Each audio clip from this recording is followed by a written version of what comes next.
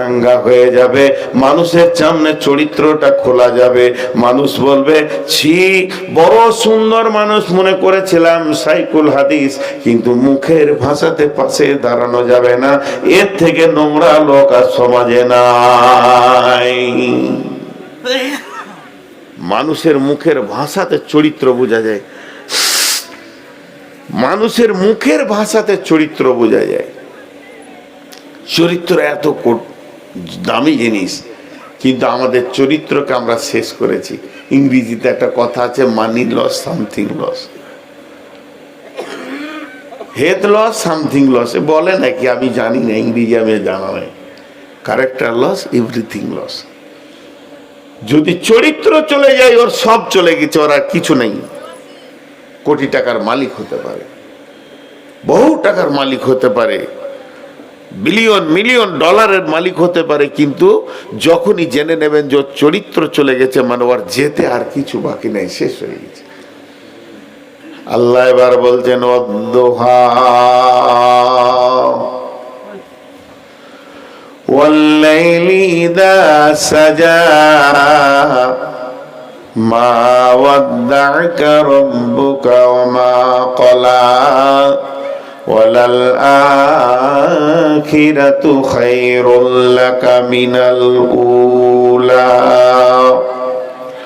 ওয়ালাসাউফা ইউতিকা রাব্বুকা ফাতারদা আলাম ইয়াজিদিকা ইয়াতীমান ফাআওয়া ওয়া ওয়াজাদাকা দাল্লান ফাহাদা ওয়া ওয়াজাদাকা আইলান ফাআগনা ফাআম্মাল ইয়াতীমা ফালা তাকহার ওয়া আম্মাস সাইলা ফালা তানহার ওয়া আম্মা বিনি'মাতি রাব্বিকা ফাহাদ্দিস।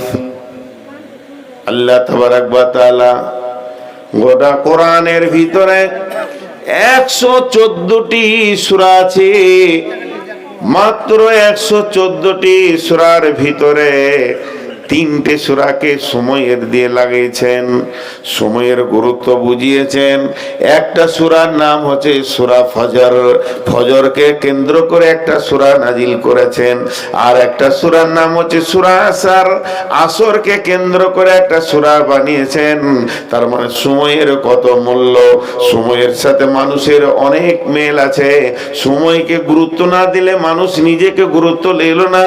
আর একটা সূরার নাম হচ্ছে সূরা জোহা, উদীয়মান সূর্য যখন পূর্ব দিকে সূর্যটা উঠে প্রখরতা দিতে শুরু করে, বেলা 9টা 9:30 বাজে, তখন ওইটাকে জোহা বলা হয়েছে। এই সূর্যের কসম করছেন আল্লাহ, সারা বিশ্বের মানুষকে বলছেন, হে যুবকের দল, ও নারীর দল, যুবতীর দল, হে আমার গোলাম বান্দা বান্দীরা, আমি উদীয়মান সূর্যের কসম করে বলছি, আমি রব তোমাদেরকে বলছি, ওয়াল-লাইলি ইযা সাজা, চলমান রাত্রির কসম করছি। হে যুবক, কেউ বলেছে এটা জয়ীব বলছে, কেউ বলছে এটা সলিড নয়, জলিব। উদীয়মান সূর্যের কসম মানে হচ্ছে, কেউ সূর্য বলতে রসুলকে বুঝিয়েছেন, রসুল একটা বিরাট সূর্য, এর মতো আলো আর পৃথিবীতে কেউ আনেনি। সূর্য অত বড় আলো দিতে পারবে না। নবীজির আলো বাড়ির ঘরে ঘরে ঘরে ঘরে মানুষের দিলের পেছনে পৌঁছে গেছে। আজকে সূর্যের আলো পৃথিবীর যত জায়গা ফাঁকা আছে পৌঁছাবে, কিন্তু মানুষের ভিতরে আলো পৌঁছায় না। মানুষের চামড়াতে সূর্যের আলো লাগে, পেটের ভিতরে হৃদয়ে পৌঁছায় না। আমার নবী এমন একটা সূর্য ছিলেন, যার আলো মানুষের দিল পর্যন্ত পৌঁছে গেছে। উদীয়মান সূর্য মানে একবার তরুণ যুবক রসুলকে বলতে চেয়েছে, ভাই এটা বড় বড় আলেমরা বলছে এটা ভুল তফসির, এই তফসির নয়। সূর্য বলতে আসমানের সূর্যের কথা বলা হয়েছে। আল্লাহ তাবারাক ওয়া তাআলা বলছেন, উদীয়মান সূর্যের কসম কেন খেলো? এখানে যতজন যুবক রয়েছে তরুণ উদ্যম নিয়ে পৃথিবীতে উঠছে, আর যৌবনের তরঙ্গ যেন যাদের উত্তাল করছে, এখনো ভাটি পড়েনি, যৌবন জগতের সমুদ্র যেন উতল পাতল করছে।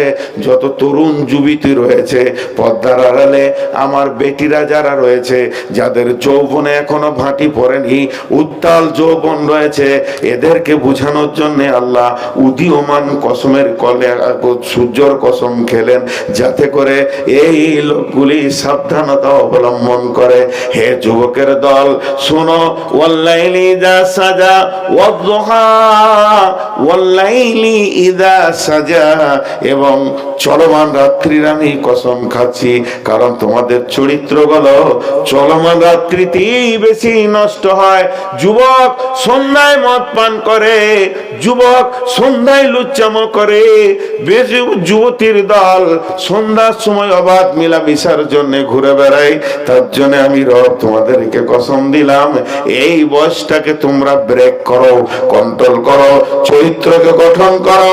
চরিত্রকে তুমি কন্ট্রোল যদি না করতে পারো, তোমার ব্রেকে যদি ঢিল হয়ে যায়, সারা জীবন তুমি কলঙ্কিত হয়ে যাবে।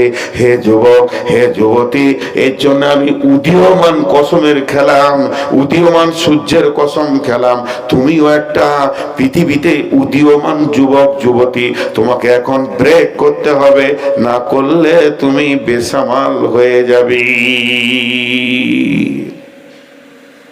ভাইয়া রাগ করিয়েন না গো, এতদিন থেকে আপনাদের দেশে আসছি, আমি আপনাদেরই একটা নিজের মানুষ। এই আফসোস করে বলছি, আজকের মাইকটাতে জালসা করছি, মানে জীবনে মাইক পাইনি। কষ্ট হচ্ছে, খুব কষ্ট হচ্ছে। এমনি সুগারের রোগী, মাইক ফালতু মাইক, এই মাইক আইসক্রিম বেচতে বলিবে না, যা করেছে ও বাইরে করেছে, বক্তার জন্য কিছু করেনি। আল্লাহ মাফ করুক। তারপরেও আপনাদের মহব্বতে ধীরে ধীরে চালাচ্ছি। আমরা বলি না মাইকের ব্যাপারে, যদি বলি তো মাইকওয়ালারা পরে বলবে ব্যবসা নষ্ট করেছে। তো তুই ভালো করে টাঙিস না, তো ব্যবসা নষ্ট করে। একবার পাকুড়ে বলে দিয়েছিলাম এরকম, তখন থেকে ছেড়েছি। পরের দিন সকালে মাইকম্যান বলছে আমার 13খানা বুকিং ক্যান্সেল হলো আজকে, 13টা জালসা এলাকার ফুল ক্যান্সেল করে দিলে। কি করলেন বলেন? আমরা দেখ ভাই, তোর দোষ নয় আর আমারও দোষ নয়, তোর কাজের দোষ। এবার চলেন আল্লাহ নবীর দিকে আস্তে আস্তে আগায়। মা ওয়াদ্দাকা রাব্বুকা ওয়া মা ক্বালা। আমার মনে বিশ্বাস এবছরের সেরা বক্তব্য আপনাদেরকে দিচ্ছি। যত যাবেন গভীরে তত আনন্দ পাবেন। এই আয়াতগুলো একটা একটা আসছে, দেখেন, শুধু রসুলকে টার্গেট, আয়াত গোটা সূরাটা রসুলকে টার্গেট করব নাজিল হয়েছে।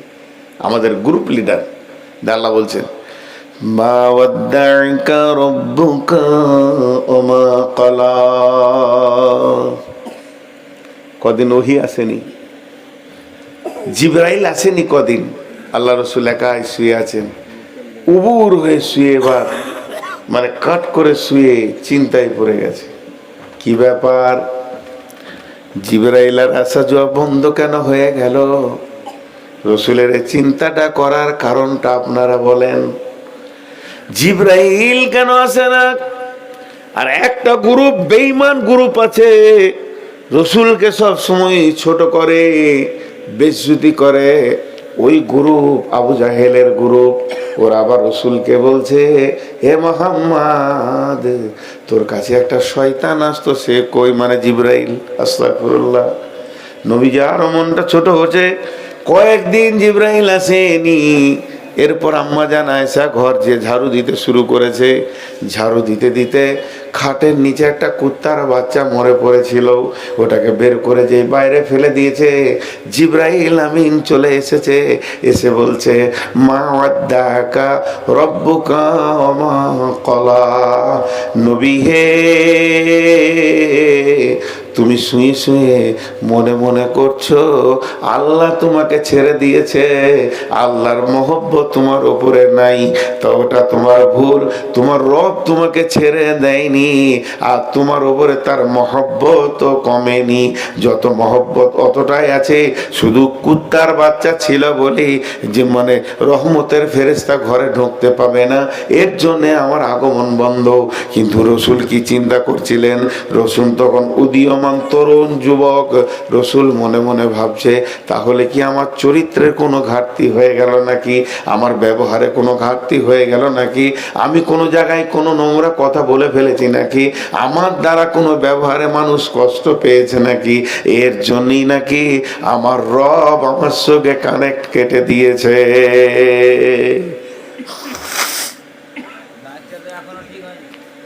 আপনি ধৈর্য ধরেন, বক্তা আমি যা বলার বলে দিয়েছি, সর্বোচ্চ বলাটা হয়ে গেছে। এখন আর হবে না ভাই, এখন হবে না, এখন হবে। যে বউ দেখেছেন ওইটাই বিয়ে করতে হবে, বাসর ঘর আর চেঞ্জ করা হয় না। কবুল করে নিয়েছে, শালিটিকে নেবো বললে হবে না, কালোটাই নিতে হবে। শালিটা সাদা, ওটা দাও বলে শ্বশুর মারবে। যা হয়ে গেছে হয়ে গেছে, আর চেঞ্জ করে কি আর বলবো। ওকে সবাই মিলে হুমকি দিয়ে না তো ভয় খেয়ে যাবো। আমি যা বলার বললাম, আমার কষ্ট হচ্ছে, আমি এবার ছেড়ে দেবো আর কি, আর খানিক্ষণ পর। তো নবীজিকে বলছে তুমি চিন্তা করো না, আল্লাহ তোমাকে রেখেছে। তো রসুলের যেটা ভয় ছিল যে আমার কোনো ত্রুটি হলো নাকি।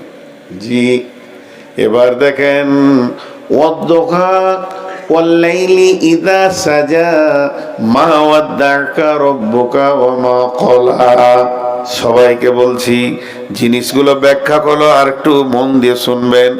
নবী হলেন অতি তরুণ যুবক, উদীয়মান, দিনের দায়িত্ব, কোরআনের দায়িত্ব দেওয়া হয়েছে। ভাবছে হয়তো আমার দ্বারা কোনো ত্রুটি হয়ে গেল নাকি, তার জন্য নবীজিকে বললেন না না না, হে নবী তোমার দ্বারা কোনো ত্রুটি হয়নি, আল্লাহ তোমাকে ছাড়েনি।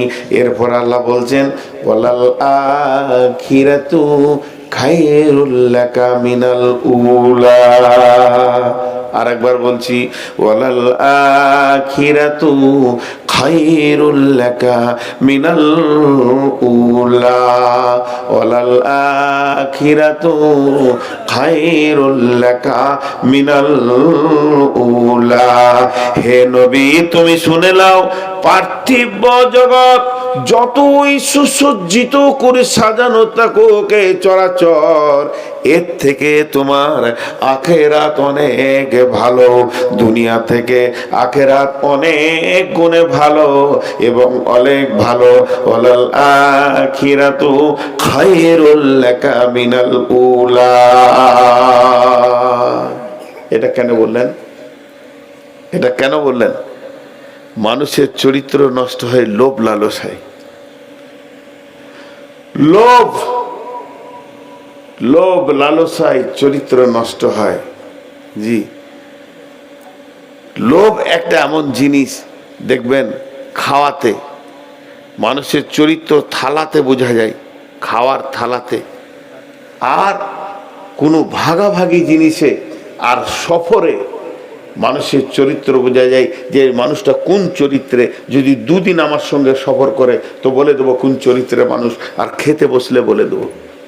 আল্লাহ মাফ করুন, আপনাদেরকে উদাহরণ দিচ্ছি, আপনারা জিজ্ঞেস করবেন না। এই জালসার মাহফিলে ঘুরছি তো দেখছি 1 পিস 2 পিস 5 পিস মাংস এনাফ একটা মানুষের জন্য। কাউকে কাউকে দেখছি খালি লোড করেই যেছে, লোড করেই যেছে, এত লোভ ওর ভিতরে। এই লোভ যদি কোনো মানুষের একবার ভিতরে ঢুকে যায়, লালসা যদি ভিতরে ঢুকে যায়, রে বোন রে আমার বেটি, ওর চরিত্র নষ্ট হবেই হবে। যদি টিউবে কাটা ঢুকে যায় তো হাওয়া বেরিয়ে যাবে, তেমনি যার ভিতরে লোভ ঢুকে যাবে ওর ভিতর থেকে সুন্দর চরিত্রটা বেরিয়ে গিয়ে নোংরা হয়ে যাবে, যেখানে সেখানে লোভ লালসার জন্যে বেজ্জতি হবে। এর জন্য আল্লাহ নবীকে বলে দিলেন, নবীকে দুনিয়ার ব্যাপারে তুমি কোনো চিন্তা করিও না, দুনিয়া থেকে তোমার আখিরাতটা অনেক উত্তম। ফামা মাতাউল হায়াতিদ দুনিয়া ফিল আখিরাতি ইল্লা কালিল। দুনিয়ার যত সম্পদ আছে আখিরাতের তুলনায় সামান্য কিঞ্চিত। এই দুনিয়াকে বেশি তুমি গুরুত্ব দিও না। যখন দুনিয়ার গুরুত্ব তোমার কাছে বেড়ে যাবে, তোমার মতো বেহায়া আর নির্লজ্জ কেউ হবে না। অতএব তুমি কোনোদিন দুনিয়াকে গুরুত্ব দেবে না। চরিত্র দেখতে কেমন? একটা কথার উপরে কথা বলছি, চরিত্র দেখতে কেমন? আরেকবার বলছি, চরিত্র দেখতে কেমন, চরিত্রের অবস্থান কেমন? একসাথে উত্তর দিচ্ছি। টিউবের ভিতরে হাওয়া যেমন, টিউবের ভিতরে হাওয়া যেমন, হাত পাম্প টিউব মজবুত, ডাম্পার মজবুত গাড়ি নিয়েও যত মাল চাপাবেন 63 টন পাথর চাপিয়ে দেন, সেই পাথরকে পাকুড় থেকে নিয়ে গিয়ে কাটিহার পৌঁছে দেবে। তাহলে টিউবটা এত মজবুত আছে কেন? টায়ারটা এত শক্ত কেন? 63 টন মালকে টেনে দিল কেন? তার মানে তার ভিতরে হাওয়া মজবুত আছে। আর যখনই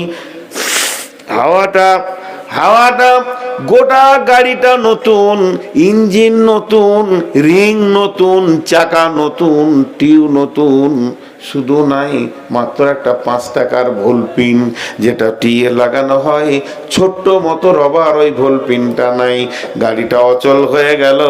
63 লাখ টাকার গাড়ি আর 1 কেজি মাল বহন করতে পারবে না।